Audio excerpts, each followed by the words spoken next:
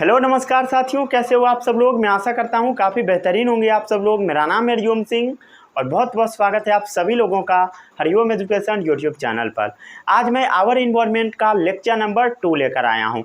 आज हम आपको पढ़ाएंगे इकोसिस्टम के बारे में। इकोसिस्टम क्या होता है वो आज हम लोग जानेंगे। फिर हम समझेंगे टाइप्स ऑफ इकोसिस्टम। ये लेक्चर में आगे आपको ऐसा लग सकता है कि आगे का सारा टॉपिक इजी है, बट ऐसा है नहीं। यहाँ पर आपको बहुत कुछ नया सीखने को मिलेगा, इसलिए इस लेक्चर को काफ़ी ध्यान से देखना है। बहुत सारा बच्चा इसको छोड़ देता है और यहाँ से क्वेश्चन आता है और वो गलत करके आ जाता है। गलत होगा या तो छोड़ना पड़ेगा आपको, नहीं तो आप बात बना के आ जाओगे। ठीक है, अगर ऑब्जेक्टिव पूछेगा तो गलत हो जाएगा, वो तो 100% गलत होगा। अगर 1 नंबर वाला रहेगा, टू द पॉइंट आंसर देना, वहाँ पर भी आप गलत कर ले जाओगे। और बड़ा लिखने वाला रहेगा तो वहाँ गोल गोल घुमाओगे तो आपका नंबर कटेगा ही कटेगा। इसलिए काफ़ी ध्यान से समझना है इस टॉपिक को। उसके बाद हम समझेंगे कंपोनेंट्स ऑफ इकोसिस्टम, जिसमें बायोटिक और अबायोटिक कंपोनेंट के बारे में बात करेंगे। तो आज का लेक्चर भी इम्पोर्टेंट है, ऐसे हर एक लेक्चर इम्पोर्टेंट ही होता है। चलिए शुरू करते हैं इस लेक्चर को हम लोग।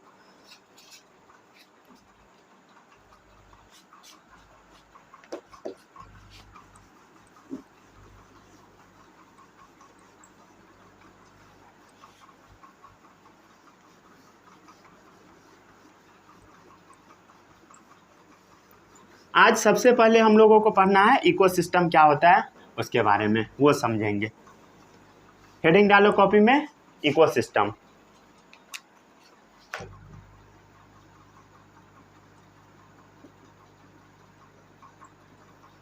इकोसिस्टम इकोसिस्टम के बारे में हम लोग अब समझते हैं। ठीक है, एक एक करके समझते हैं। सबसे पहले ये हम देख लेते हैं कि इकोसिस्टम टर्म किसने दिया। तो एजी टेंसले ने दिया।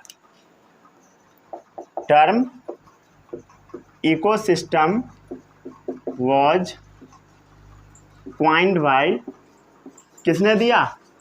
एजी टेंसले ने दिया। ईयर इम्पोर्टेंट नहीं है, आप याद कर सकते हैं। कब दिया? 1935 ईस्वी में दिया। क्या दिया? Term ecosystem. अब हम समझते हैं इकोसिस्टम होता क्या है। कोई भी लिविंग ऑर्गेनिज्म आप ले ले, हम लेते हैं आदमी ले लेते हैं। एक बात बताओ, ये जो आदमी है क्या ये दूसरे ऑर्गेनिज्म के साथ जुड़ा हुआ है? दूसरे ऑर्गेनिज्म के साथ इंटरेक्शन रखता है? बोलो। अरे हम लोग हर एक ऑर्गेनिज्म से जुड़े हुए हैं। जैसे हम लोग काऊ से जुड़े हुए हैं क्योंकि उससे मिल्क मिलता है। हम लोग पिग से जुड़े हुए हैं क्योंकि उससे मीट मिलता है। हम लोग मुर्गी से जुड़े हुए हैं, उससे भी सब मीट लेता है। उसके बाद कोई भी जानवर आप ले लीजिए, डोंकी से जुड़े हुए हैं क्योंकि उसका इस्तेमाल हम लोग अपने सामान को ढोवाने के लिए करते हैं।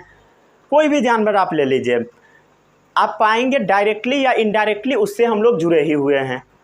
जैसे कोई बोलेगा कि शेर से हम लोग क्या करते हैं? अरे भाई, शेर को पिंजरे में बंद करके रखा जाता है और उससे हम लोग पैसा भी कमाते हैं, तो जुड़ा हुआ तो है ही। क्या आदमी सिर्फ लिविंग ऑर्गेनिज्म से जुड़ा हुआ है? ऐसा बिल्कुल नहीं है। आदमी नॉन लिविंग के साथ भी जुड़ा हुआ है। कोई भी नॉन लिविंग आप उठा के देख लो, हर एक के साथ किसी न किसी तरीके से आदमी जुड़ा ही है। समझ गया? कोई भी नॉन लिविंग, पानी जुड़ा हुआ है, मिट्टी जुड़ा हुआ है, सनलाइट जुड़ा हुआ है। मतलब हर एक लिविंग, हर एक नॉन लिविंग के साथ आदमी क्या है? जुड़ा हुआ है। वैसे ही हर एक ऑर्गेनिज्म के साथ जुड़ा हुआ है। हो सकता है कि कोई डायरेक्टली हो, कोई इनडायरेक्टली हो, बट जुड़ा सब होता है एक दूसरे के साथ। इसी को बोला जाता है इकोसिस्टम। समझ गया? मतलब इस धरती पे हर एक ऑर्गेनिज्म हर एक ऑर्गेनिज्म के साथ जुड़ा हुआ है। समझ गया? इकोसिस्टम हर जगह पे पाया जा सकता है। जमीन पे जैसे हम हैं, आदमी हो गया, गाय हो गए, बकरी हो गई, भैंस हो गया, तो ये सब क्या है? बोलो, ये सब क्या है? एक इकोसिस्टम है, लैंड इकोसिस्टम है। पानी के अंदर बहुत सारा ऑर्गेनिज्म पाया जाता है जो कि एक दूसरे के ऊपर डिपेंड होता है। एक्चुअली इसके बारे में आप डिटेल में फूड वेब में पढ़ोगे, वो मैं आगे पढ़ाऊंगा आपको अगले लेक्चर में। उसके बारे में और अच्छे से समझ आएगा कौन किसके साथ किस तरीके से जुड़ा हुआ है। तो आज हम लोग मेनली क्या चीज़ के बारे में बात कर रहे हैं, इकोसिस्टम के बारे में। तो इकोसिस्टम क्या क्या है बोलो। इकोसिस्टम हो गया लेक, ठीक है, क्या है बोलो, लेक। लेक मतलब झील। ज़मीन हो गया, फील्ड हो गया। तो फील्ड क्या है, इस पे बहुत सारा ऑर्गेनिज्म रहता है जो कि एक दूसरे के साथ जुड़ा हुआ है। और भी आप ले सकते हो, जंगल ले लो, ठीक है, फॉरेस्ट ले लो। तो ये सब क्या है बोलो, ये सब एक इकोसिस्टम है। समझ गया, इसमें किसी को कोई भी डाउट नहीं होगा, बोलो सही है, क्लियर है। अब हम समझते हैं बायोस्फीयर क्या होता है। ये जो इकोसिस्टम सब आप देख रहे हो, लेक हो गया, फील्ड हो गया, फॉरेस्ट हो गया, और भी जो भी इकोसिस्टम है, इसके टोटल सम को हम बोलते हैं बायोस्फीयर। क्या बोलते हैं बोलो, सम ऑफ ऑल इकोसिस्टम। जितना भी इकोसिस्टम है सबको अगर एक साथ हम जोड़ देंगे, क्या बन जाएगा बोलो, बायोस्फीयर बन जाएगा। क्लियर है। तो बायोस्फीयर क्या होता है पता लगा, सम ऑफ ऑल इकोसिस्टम, मतलब समुद्र का पानी, जंगल ले लो, फील्ड ले लो, सबको जब जोड़ दोगे तो जो सिस्टम तैयार होगा उसी को हम बोलते हैं बायोस्फीयर। मतलब हम ये भी बोल सकते हैं कि बायोस्फीयर का एक छोटा सा पार्ट जंगल है, बायोस्फीयर का एक छोटा सा पार्ट फील्ड है। मतलब बायोस्फीयर का यूनिट क्या है, जंगल है। बायोस्फीयर का यूनिट क्या है, यूनिट मतलब इकाई, एक छोटा सा पार्ट फील्ड है। छोटा सा नहीं है, बहुत बड़ा है भाई। बायोस्फीयर का एक छोटा सा पार्ट लेक है, इसके कंपैरिजन में छोटा है। मतलब हम क्या बोल सकते हैं, क्या बोल सकते हैं बोलो क्या बोल सकते हैं, ecosystem structural and functional unit है किसका, बायोस्फीयर का। तो इकोसिस्टम का डेफिनेशन क्या होगा बोलो, it is the structural and functional unit of biosphere. अरे क्लियर है, बायोस्फीयर क्या होता है बता दिए हैं, इसमें किसी को कोई भी डाउट नहीं होगा। मतलब बायोस्फीयर का यूनिट क्या है बोलो, इकोसिस्टम। तो it is the structural and functional, यहाँ पे बहुत सारा फंक्शन भी चल रहा होता है, फंक्शनल यूनिट ऑफ बायोस्फीयर, मतलब सब एक दूसरे के साथ जुड़ा होता है। समझ गया, क्लियर है। मतलब इकोसिस्टम क्या होता है, क्लियर, पता लग गया। इकोसिस्टम क्या होता है पता लगा, एक लिविंग ऑर्गेनिज्म दूसरे नॉन लिविंग ऑर्गेनिज्म के साथ किस तरीके से जुड़ा हुआ है, या किसी अदर लिविंग के साथ, इसी को हम बोल देते हैं इकोसिस्टम। तो all the interacting organism, interacting का मतलब समझते हो, इंटरेक्टिंग का मतलब लिख लो जुड़ा होना या जुड़ा हुआ। ऑल द इंटरेक्टिंग ऑर्गेनिज्म, जितना भी इंटरेक्टिंग ऑर्गेनिज्म है सब क्या है बोलो, एक दूसरे के साथ जुड़ा हुआ है। ये तो क्लियर सा बात है। और ये नॉन लिविंग के साथ भी जुड़ा हुआ है, इसी को इकोसिस्टम बोलते हैं। तो all the interacting organism in an area together with, इसके साथ आप नॉन लिविंग को भी ले लो, वही इकोसिस्टम बनाता है। Together with the non living constituent, समझ गया, with the non living constituent. Clear है, इसमें किसी को कोई भी डाउट नहीं होगा, क्लियर है। दो वर्ड आपको याद रखना है, लिविंग के लिए हम हमेशा टर्म यूज करेंगे बायोटिक, बायोटिक मतलब होता है लिविंग, और नॉन लिविंग के लिए हम टर्म यूज करेंगे अबायोटिक, याद रखना, भूलना मना है। अब बोलो, all the interacting organism in an area together with the non living constituent, non living मतलब अबायोटिक कॉन्स्टिट्यूएंट, जहां भी नॉन लिविंग है वहां पे अबायोटिक भी आ जाएगा। तो आपको समझने में कोई दिक्कत नहीं होना चाहिए, ठीक है। Of the environment forms ecosystem, clear है। इकोसिस्टम क्या होता है पता लग गया, all the interacting organism in an area together with the non living constituent, जितना भी इंटरेक्टिंग ऑर्गेनिज्म है, मतलब एक ऑर्गेनिज्म दूसरे ऑर्गेनिज्म के साथ तो जुड़ा ही हुआ है, और ये नॉन लिविंग के साथ भी अगर ले लोगे तो वो क्या बना देता है बोलो, इकोसिस्टम बना देता है। क्लियर है, मतलब क्या है, मतलब क्या है बोलो, इकोसिस्टम हमारा बायोटिक और अबायोटिक से मिलके बना है। बायोटिक मतलब लिविंग चीज़ से मिलके बना है और अबायोटिक मतलब नॉन लिविंग। तो इकोसिस्टम लिविंग नॉन लिविंग से मिलकर बना है। क्लियर है? छाप लिए?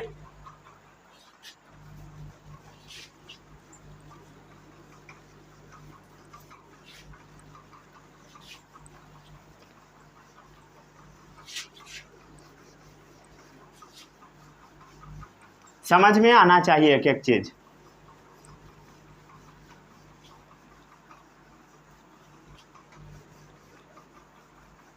आगे बढ़े, अब हम लोग आगे बढ़ते हैं। ठीक है, अब हम समझ लेते हैं टाइप्स ऑफ इकोसिस्टम।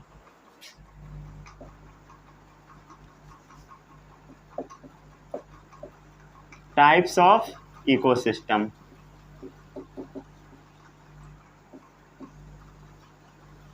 जो जो आपको सिलेबस में पढ़ना है मैं हर एक चीज पढ़ा दूंगा। इकोसिस्टम दो टाइप्स का होता है।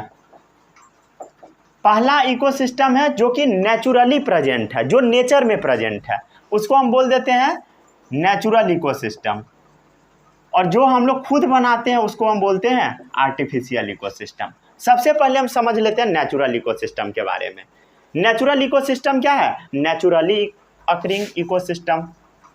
नेचुरली अकरिंग इकोसिस्टम, ऐसा इकोसिस्टम जो नेचर में प्रेजेंट होता है उसी को हम क्या बोलते हैं? Natural ecosystem. समझ गया? क्लियर है? ये जो होता है इसमें आदमी का कोई सपोर्ट नहीं होता, विदाउट एनी ह्यूमन एफर्ट। मतलब आदमी को कोई भी एफर्ट नहीं डालना है इसको ऑपरेट कराने में, नेचुरल वाले को। क्लियर है? अब आप सोचेंगे नेचुरल इकोसिस्टम है क्या?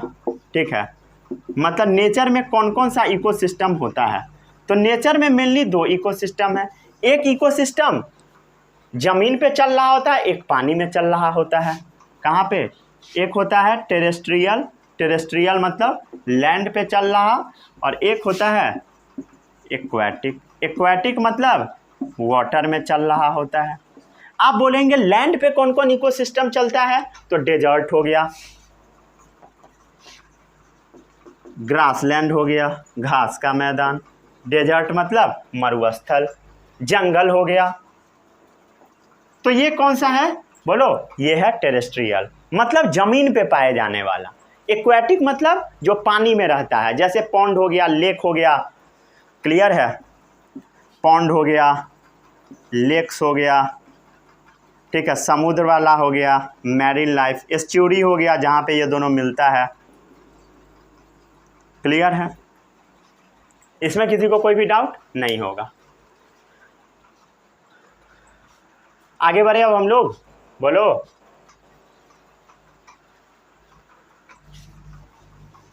अब अगला है artificial ecosystem.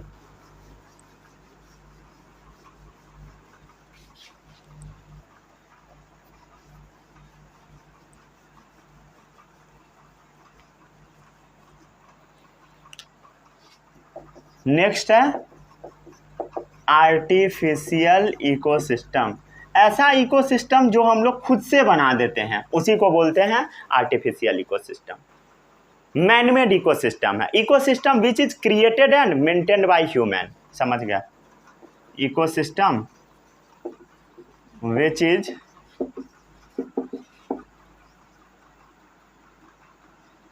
Maintain, which is formed and maintained by humans। इसी को हम क्या बोल देते हैं? Artificial ecosystem. क्लियर है? क्लियर है? ये किस पे डिपेंड होता है, किस पे रिलाई होता है? ह्यूमन एफर्ट पे। तो rely on human effort to sustain.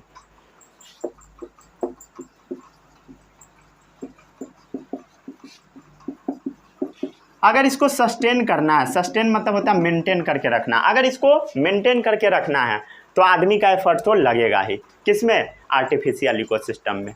समझ गया? क्या ये अपने आप रेगुलेट हो सकता है? मतलब ये अपने आप चलेगा? बिल्कुल नहीं। सेल्फ रेगुलेटरी मैकेनिज्म इसमें नहीं होता है। लेकिन नेचुरल वाला जो है वो अपने आप चल रहा होता है, उसको किसी का ज़रूरत नहीं है चलने के लिए। क्लियर है? इसका जो इनपुट है किससे मिलता है बोलो? Input provided by human effort. आदमी ही इसमें इनपुट देता है। क्लियर है? समझ गया? अरे क्लियर? इसमें किसी को कोई भी डाउट नहीं होगा। एग्जाम्पल ले लो, एग्रो इकोसिस्टम मतलब हो गया जो खेती किया जाता है वो वाला इकोसिस्टम। जो खेती हम लोग करते हैं, धान बोते हैं, बोने के बाद रोपा भी जाता है उसमें धान में, ठीक है, गेहूं बोते हैं, मक्का लगाते हैं, तो वो सब क्या है बोलो? उस सब को हम लोग खुद से मेंटेन करते हैं, मतलब वो क्या है बोलो? आर्टिफिशियल है। क्लियर है? और ये सबसे बड़ा भी होता है, लार्जेस्ट। अगर कोई बोलेगा लार्जेस्ट आर्टिफिशियल कौन सा है? एग्रो इकोसिस्टम, खेती वाला, एग्रीकल्चर वाला। कौन सा बोलो? एग्रीकल्चर वाला। ठीक है? एक्वेरियम हो गया, एक्वेरियम मतलब जो हम खरीद के लाते हैं। पोखर हो गया, ये सब हम लोग खुद से बनाते हैं। समझ गए? नोट करो इसको।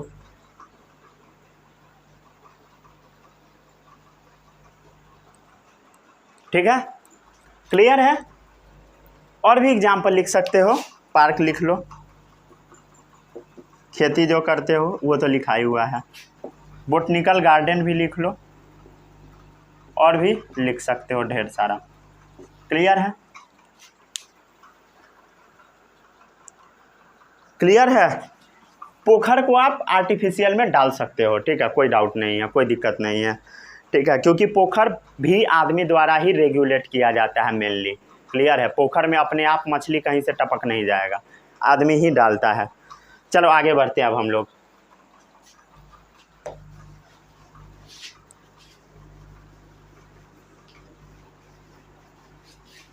तो टाइप्स ऑफ इकोसिस्टम समझ गए। अब हम देखते हैं कंपोनेंट ऑफ इकोसिस्टम, मतलब ये जो इकोसिस्टम है क्या चीज़ का बना होता है, ठीक है, इसके बारे में हम समझ लेते हैं।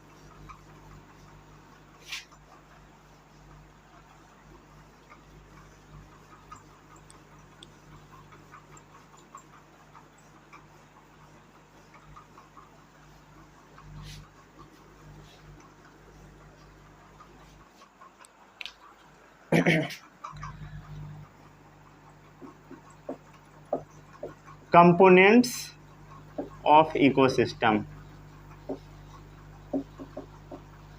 चलो अब हम लोग समझ लेते हैं कंपोनेंट्स ऑफ इकोसिस्टम।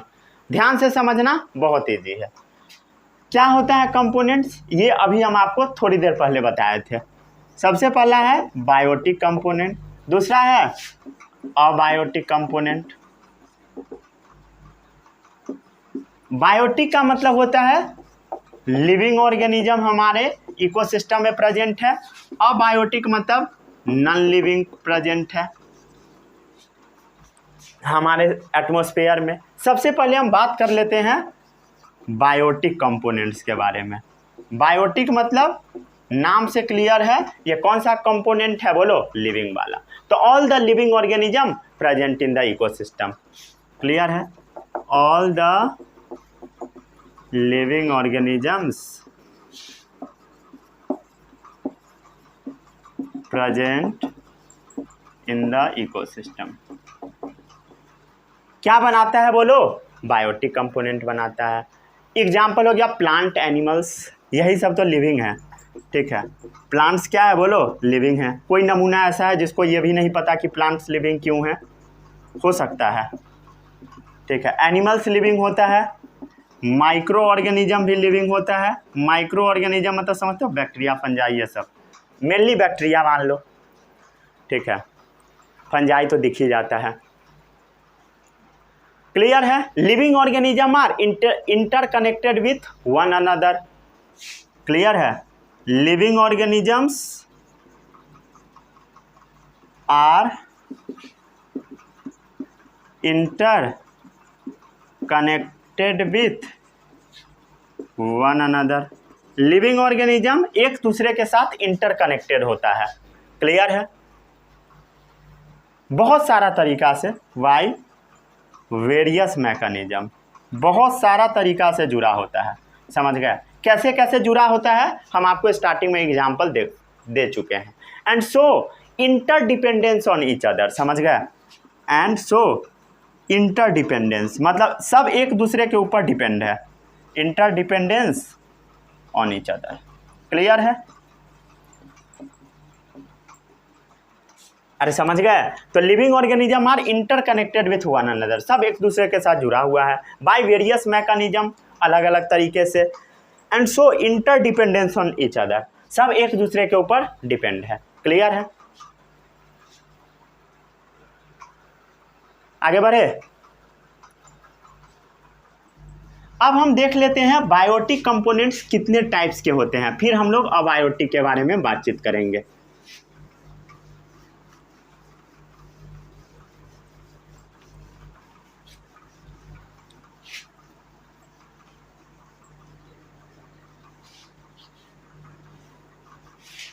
अब टेक्निकल टर्म सब आता जाएगा, ठीक है? आपको ऐसा लगेगा कि हमको सब आ रहा है, बट आपको आता नहीं रहेगा। समझ गए? इसलिए लेक्चर को काफ़ी ध्यान से सुनना है। चलो, on the basis of food they consume, पहला बेसिस क्या है बोलो? On the basis of food they consume, कौन क्या खाता है उसके बेसिस पे हम ऑर्गेनिज्म देख लेते हैं। सबसे पहला है प्रोड्यूसर। ये सब आपको ऐसा लगेगा कि हमको सब पता है, बट आपको आता नहीं रहेगा, यहाँ पर आप गलत करके आ जाओगे। प्रोड्यूसर क्या होता है ये तो सबको पता है सर, ठीक है? ग्रीन प्लांट्स क्या है? प्रोड्यूसर है। ग्रीन प्लांट क्या करता है बोलो? सबके लिए खाना तैयार करता है। किस प्रोसेस के द्वारा करता है बोलो? फोटोसिंथेसिस के द्वारा। फोटोसिंथेसिस हरा वाला प्लांट करता है और ऑक्सीजन रिलीज करता है और फूड रिलीज करता है, मतलब स्टोर कर लेता है अपने में, हम लोग खा लेते हैं। तो ग्रीन प्लांट हो गया। ग्रीन प्लांट जो रहता है इसके पास क्या होता है बोलो? पोजेज। क्या इसके पास होता है? क्लोरोफिल। क्लोरोफिल क्यों होता है?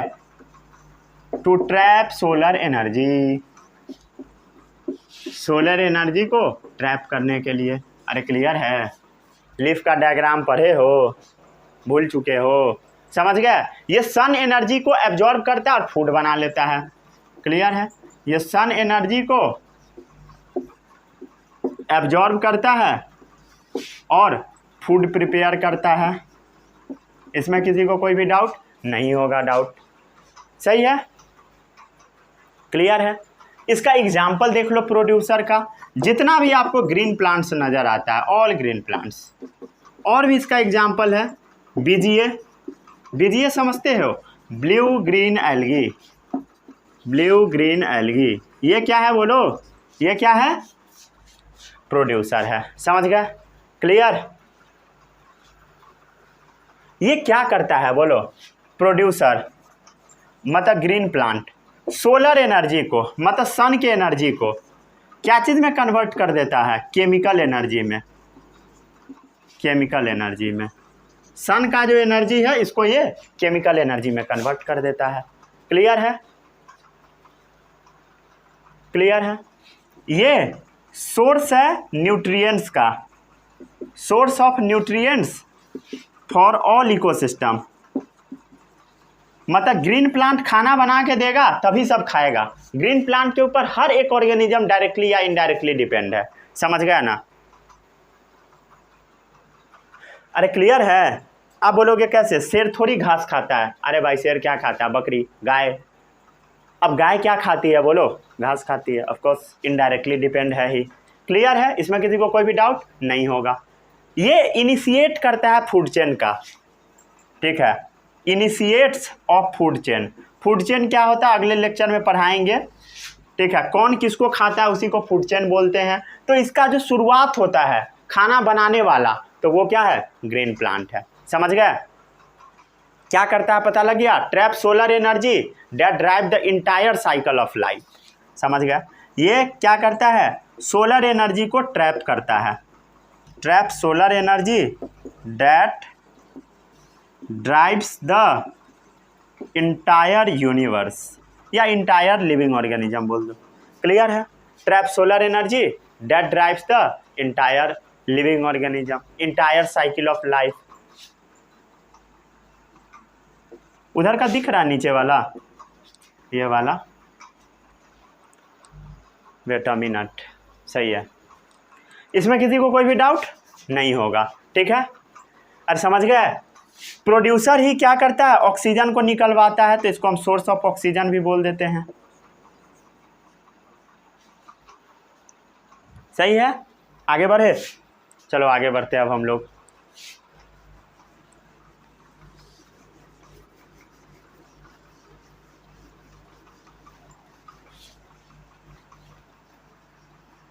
प्रोड्यूसर खत्म है, अब हम लोग समझते हैं कंज्यूमर के बारे में।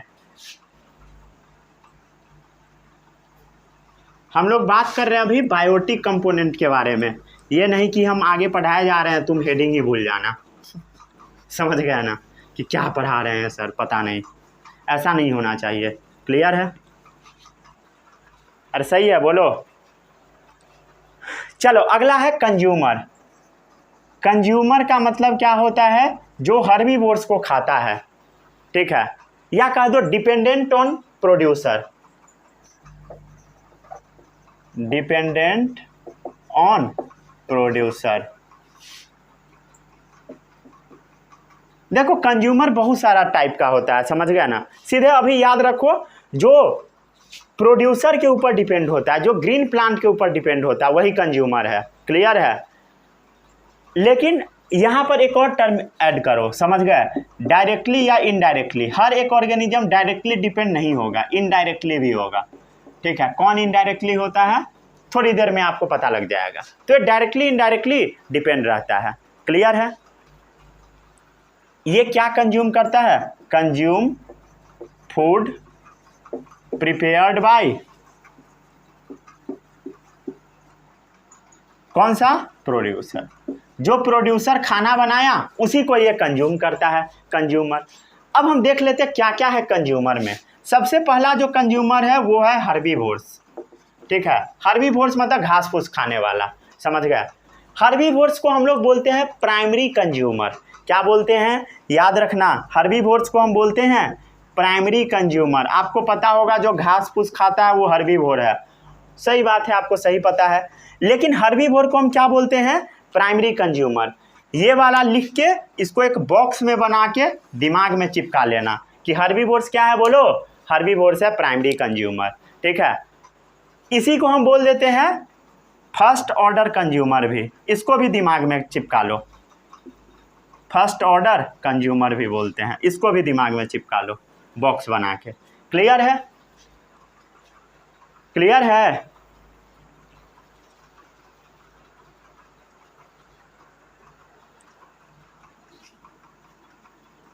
फीड्स डायरेक्टली प्रोड्यूसर, ये प्रोड्यूसर को सीधा सीधा खा जाता है, मतलब ये प्लांट को सीधा सीधा खा जाता है। प्रोड्यूसर क्या है, बोलो, प्लांट्स है, मतलब ये प्लांट्स को सीधा सीधा खा जाता है। क्या चीज़, गाय भैंस ये सब। अरे क्लियर है। तो obtain energy from plant matter, ये कहाँ से एनर्जी ऑब्टेन करता है, obtain energy from plant matter. अरे सही है, बोलो, मतलब ये कहाँ से एनर्जी प्राप्त करता है, प्लांट मैटर से। एग्जाम्पल क्या है, बोलो, एग्जाम्पल हो गया पूरा ग्रेजिंग एनिमल्स ले लो, ऐसा जानवर जो चरता है वो इसका पूरा एग्जाम्पल हो गया। जेबरा, काऊ, गोट, सीप, ये सब लिख लो, ठीक है। जेबरा, काऊ, गोट, सीप, तो ये सब इसका एग्जाम्पल, एक्सेट्रा एक्सेट्रा। समझ गए, इसको छापो जल्दी, सही है।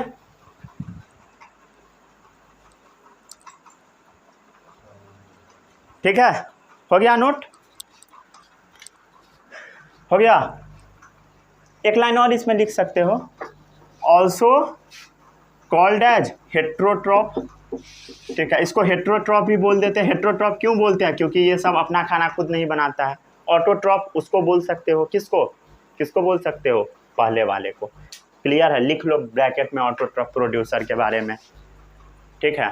ये सब आपको बताया गया है पहले ही, ठीक है, सही है। आगे बढ़े अब हम लोग। चलो अगला है कंज्यूमर में सबसे पहला हो गया हर्बीवोर। हर्बीवोर क्या है, प्राइमरी कंज्यूमर। अब हम आगे आपको बताते हैं कॉर्निवोर, और कॉर्निवोर में ही बच्चा फंस जाता है, समझ गए। कॉर्निवोर वाला टॉपिक बहुत अजीब सा है, समझ गया ना, इसमें बहुत ज़्यादा कन्फ्यूजन हो जाता है। मेन कन्फ्यूजन होता है primary consumer, secondary consumer, tertiary consumer में, तो वो आपको नहीं होना चाहिए, समझ गए। जो हम बताएंगे सीधा सीधा समझ लेना और रट लेना है बस। ये कपड़ा सड़ चुका है, चलो आगे बढ़ते हैं अब हम लोग। तो हम लोग क्या पढ़ चुके हैं बोलो, हर्बीवोर्स पढ़ चुके हैं। अगला है कॉर्निवोर्स।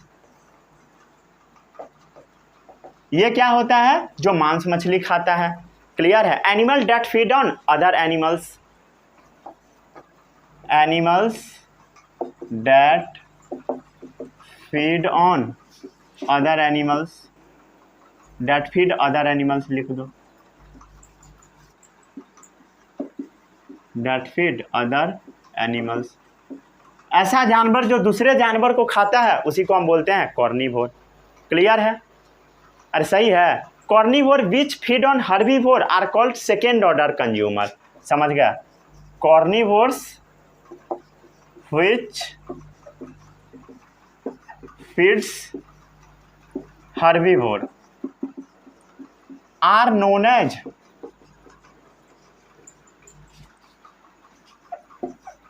Second order consumer.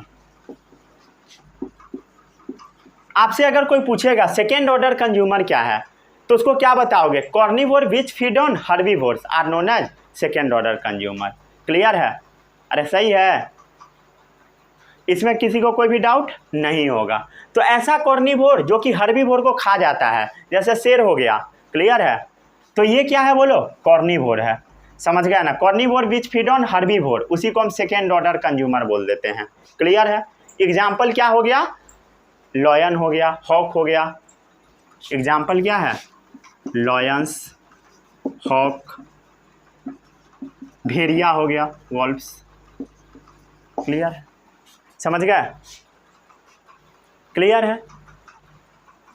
मतलब ये क्या है बोलो, ये प्रीडेटर हो सकता है, प्रीडेटर मतलब शिकारी, क्लियर है। ये प्रीडेटर हो सकता है, मतलब पकड़ के मार के खा जाएगा, जिसका एग्जाम्पल क्या लिखे हम लोग, लॉयन, हॉक, वॉल्व्स, समझ गए। ये क्या करता है, attack and kill there pray, clear है।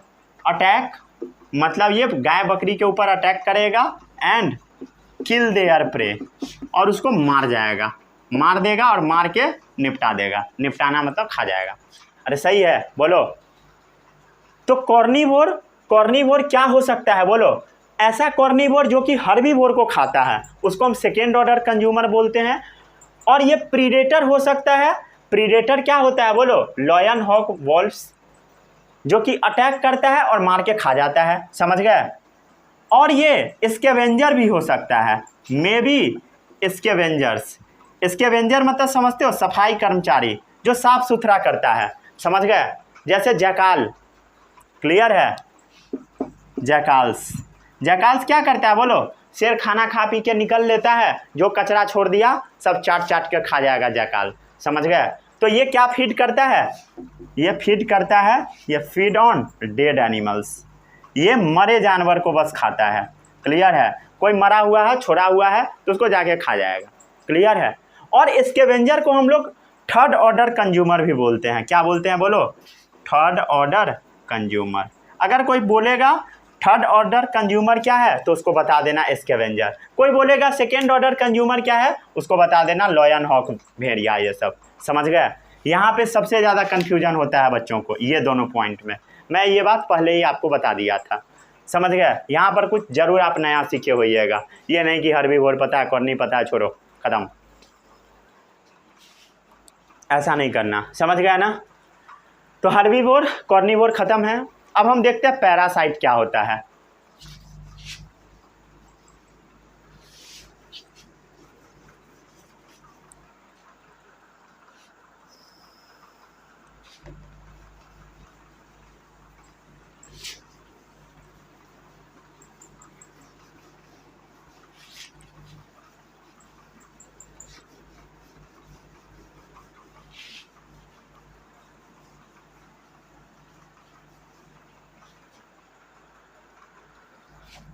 क्लियर है, इसमें किसी को कोई भी डाउट नहीं होगा।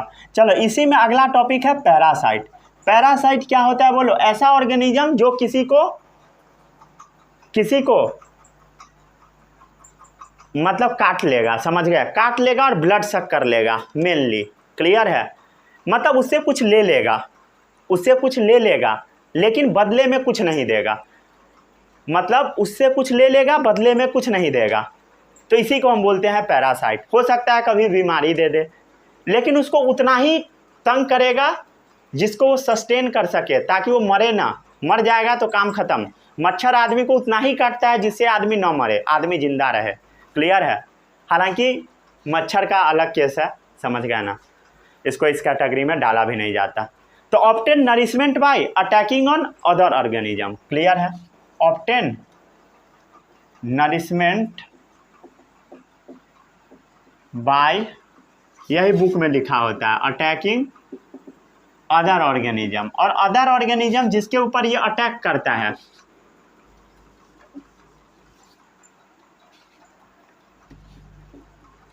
और जिसके ऊपर ये अटैक करता है उसको हम बोलते हैं होस्ट। क्या बोलते हैं बोलो? होस्ट। मतलब हम लोग क्या है? Host.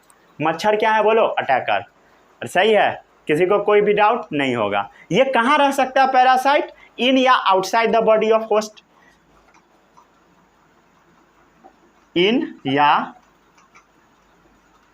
Outside the body of host.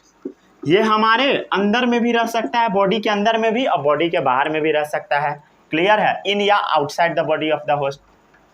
सही है, एग्जाम्पल ले लो, जैसे लाइस हो गया, जू, टिक्स हो गया, ठीक है, क्लियर है। और ले लो फ्लैटवर्म जो पेट में रहता है, राउंडवर्म भी रह सकता है। क्लियर है, तो ये सब याद रखना। क्लियर है, अगला है ओमनीवोर्स। ठीक है, सी नंबर है ओमनीवोर। ओमनीवोर्स क्या होता है सबको पता है, जो दोनों को खा जाए। किसको? हर्बीवोर और कॉर्निवोर, दोनों को खा जाए। कॉर्निवोर को जनरली नहीं खाता है, मतलब सीधे बोल दो प्लांट एनिमल को जो खाता है। तो animal that feed on both plant and animals, समझ गया? Animals that feeds both plants and animals known as omnivore। Example लिख लो, एग्जाम्पल इसका हो जाएगा ह्यूमन हो गया, कौवा हो गया, भालू हो गया, एक्सेट्रा। क्लियर, कौवा भी उसमें आ सकता है। कौवा ऐसे कॉर्निवोर भी होता है, मांस भी खूब खाता है। चलो इसको लिखो जल्दी। चलो आगे बढ़ते हैं अब हम लोग।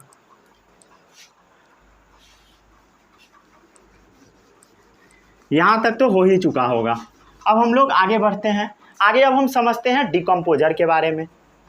ठीक है, प्रोड्यूसर हो गया, कंज्यूमर हो गया, अगला है डिकम्पोजर। देखो कुछ बच्चा डिकम्पोजर और स्कैवेंजर में कंफ्यूज रहता है। स्कैवेंजर क्या होता है? साफ सुथरा करने वाला, समझ गए? डिकम्पोजर क्या होता है? सराने वाला। क्लियर है, डिकम्पोजर क्या होता है? सराने वाला, डिकम्पोज करने वाला। चलो आगे बढ़ते हैं, हेडिंग डालो, तीसरा नंबर डिकम्पोजर। डिकम्पोजर क्या होता है बोलो? जो सराता है। क्लियर है, also known as organism of decay. Clear है, also known as organisms of decay. Organism of डीको इसको हम लोग बोल देते हैं। इसको हम लोग सैप्रोप्स भी बोल देते हैं, इसको हम लोग सैप्रोट्रॉप्स भी बोल देते हैं। मतलब तरह तरह के नाम से इसको जाना जाता है, समझ गया? ये क्या है? माइक्रो ऑर्गेनिज्म है। Micro organism which feed on dead and decaying organic matter, उसी को हम डिकम्पोजर बोलते हैं। तो micro organisms that feeds dead and decaying organic matter. Organic matter मतलब लिविंग मैटर, लिविंग मैटर मतलब पेड़ का पत्ता, मरा हुआ जानवर, ये सब क्या होता है, सड़ रहा होता है। उसको सड़ा कौन रहा होता है, माइक्रो ऑर्गेनिज्म, छोटा सा ऑर्गेनिज्म जिसको आप देख नहीं सकते हो, और वो खत्म हो जाता है, उसको खा पी के खत्म कर देता है। एग्जाम्पल क्या है, बैक्टीरिया, फंजाई। क्लियर है, लिख लेना। तो break down the remains of dead plants and animals, लिख लो, break down the remains of all plants and animals. Example लिख लो, क्या होगा बोलो, बैक्टीरिया हो गया, फंजाई हो गया, तो ये सब इसका एग्जाम्पल है। क्लियर है, इसमें किसी को कोई भी डाउट नहीं होगा। ऑल्सो नोन एज सैप्रोप्स, बता चुके हैं, समझ गया। क्यों जानते हैं, क्योंकि ये डिकम्पोज करता है वेस्ट को, लिख दो यहाँ पे, डिकम्पोजिंग वेस्ट, क्योंकि ये कचरा को क्या करता है बोलो, सड़ाता है, इसलिए इसको हम क्या बोल देते हैं, सैप्रोप्स भी बोल देते हैं। Help in recycling of material, समझ गए, ये मटेरियल्स को रिसाइकल करने में भी मदद करता है, रिसाइकल, तो helps in recycling of materials, मतलब कचरा को गायब करने में मदद करता है। जैसे मान लो कोई जानवर मर गया तो उसको क्या करेगा, सड़ा के ख़त्म कर देगा, मतलब ये क्या कर रहा है बोलो, क्लीनिंग ऑफ वेस्ट कर रहा है, कचरा को सड़ा के साफ कर रहा है। आगे बढ़े अब हम लोग, तो ये हुआ कौन सा कंपोनेंट बोलो, बायोटिक कंपोनेंट, लिविंग कंपोनेंट। अब हम बात कर लेते हैं अबायोटिक कंपोनेंट।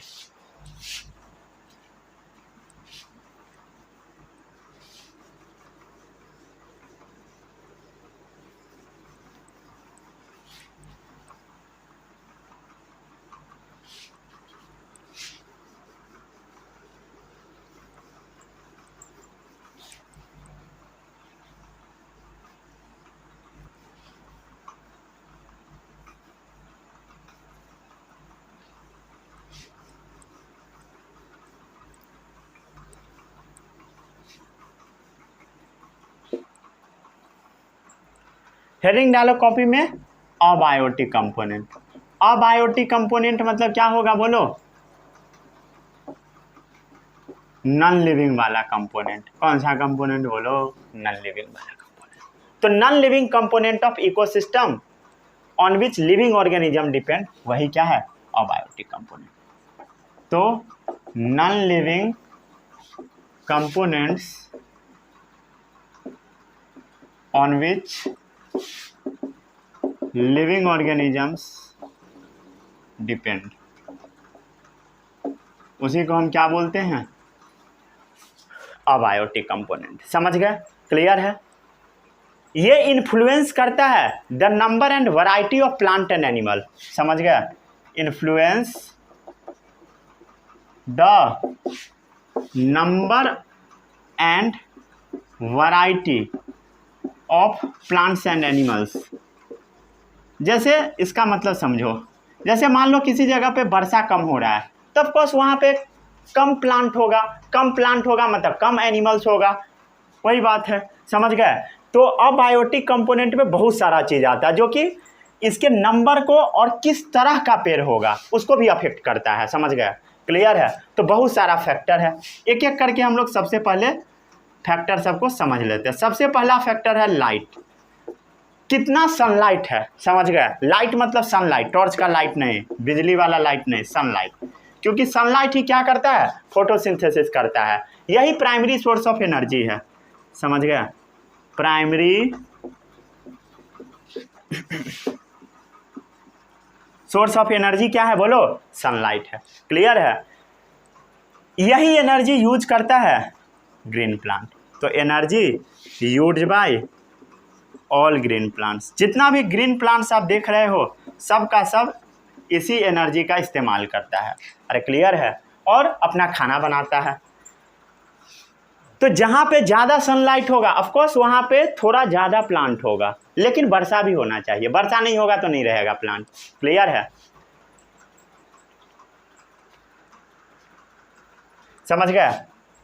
लिख देते हैं आगे, टेम्परेचर, टेम्परेचर भी बहुत ज़्यादा मायने रखता है, क्लियर है। तो distribution of plant and animal greatly influence होता है, मतलब बहुत ज़्यादा इन्फ्लुएंस होता है। क्लियर है?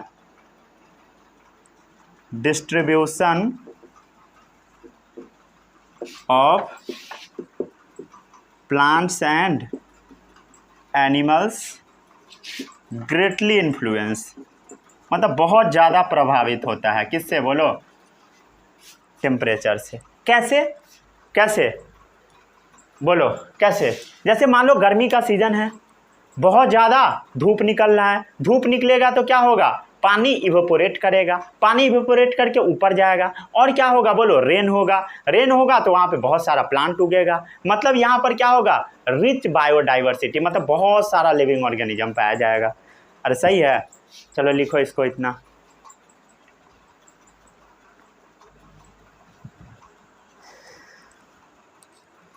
लिख लिए? समझ गया ना?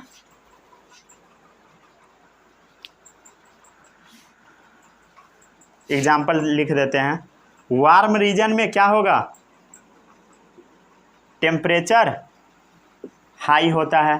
टेम्परेचर हाई होगा तो क्या होगा? वाटर, लिख लो ऐसे, मोर वाटर कंडेंस। ठीक है, मोर वाटर कंडेंस होगा, मतलब पानी बहुत ज़्यादा कंडेंस होगा। उसके बाद क्या होगा बोलो? ये रेनफॉल फॉर्म में गिर जाएगा, और जहाँ पे ज़्यादा वर्षा होगा ऑफकोर्स वहाँ पे बहुत ज़्यादा प्लांट आएगा। तो pattern of rain also affect the growth of plant. समझ गए? लिख लो यहाँ पे, patterns of rains also affect the growth of plants. अरे समझ गए? कैसा रेन का पैटर्न है उससे भी बहुत ज़्यादा अफेक्ट होता है। क्लियर है? और आपको जानकर हैरानी होगी, जहाँ पे जितना ज़्यादा प्लांट उतना ज़्यादा एनिमल्स। समझ गए? प्लांट ग्रोथ हाईली इन्फ्लुएंस्ड होता है, नहीं तो ऐसे बोलो, एनिमल हाईली इन्फ्लुएंस्ड होता है प्लांट ग्रोथ से। ठीक है, तो plant growth determine the overall variety of animals. समझ गए? Plant growth determines the overall variety of animals. समझ गए? इसमें किसी को कोई भी डाउट नहीं होगा। क्लियर है? दो फैक्टर पढ़ लिए हम लोग, लाइट, टेम्परेचर। अब हम देख लेते हैं तीसरा फैक्टर। तीसरा फैक्टर है एटमॉस्फेरिक गैसेस। समझ गए? मतलब एटमॉस्फेयर में मिलने वाला गैसेस। ठीक है, तो एटमॉस्फेयर में बहुत सारा गैस होता है। क्लियर है? तो gas use by plant and animal, वो क्या क्या है बोलो? बोलो, gases use by plants and animals are, कौन कौन सा गैस है बोलो? ऑक्सीजन, नाइट्रोजन, ठीक है, और भी बहुत सारा गैस है, मेनली यही दोनों हैं।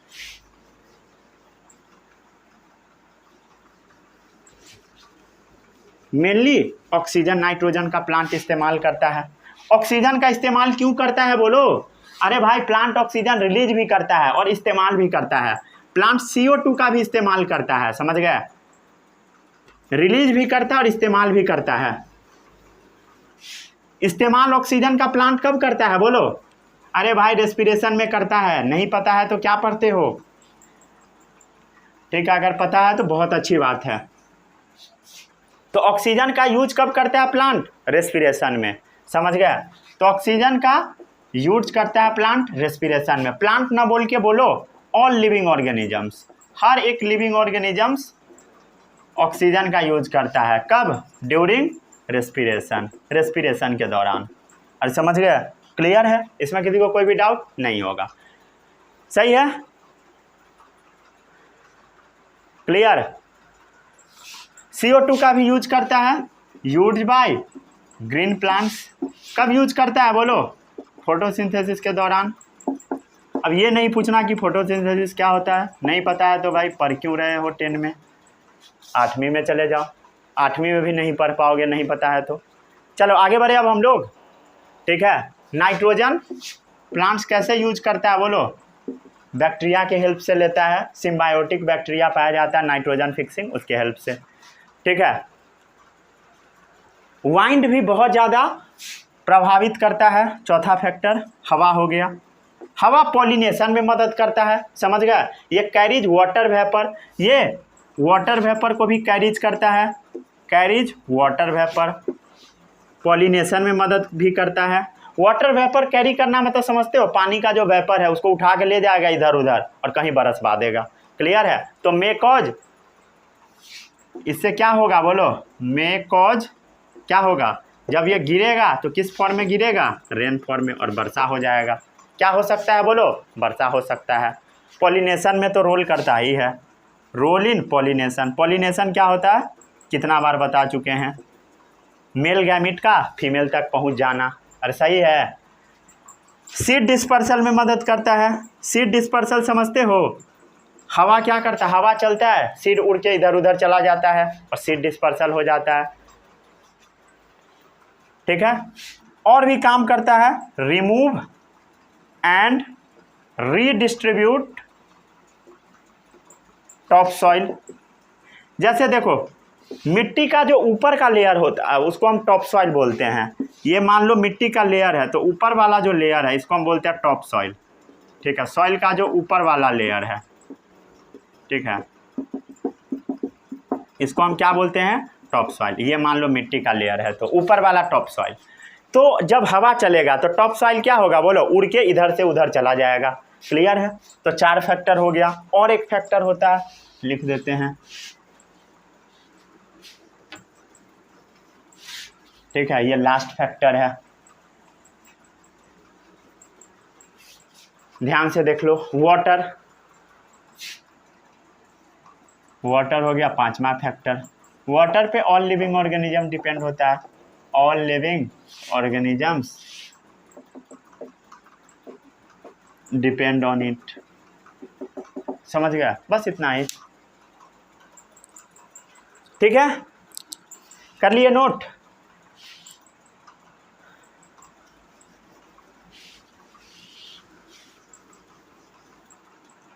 समझ में आया कि नहीं आया बोलो।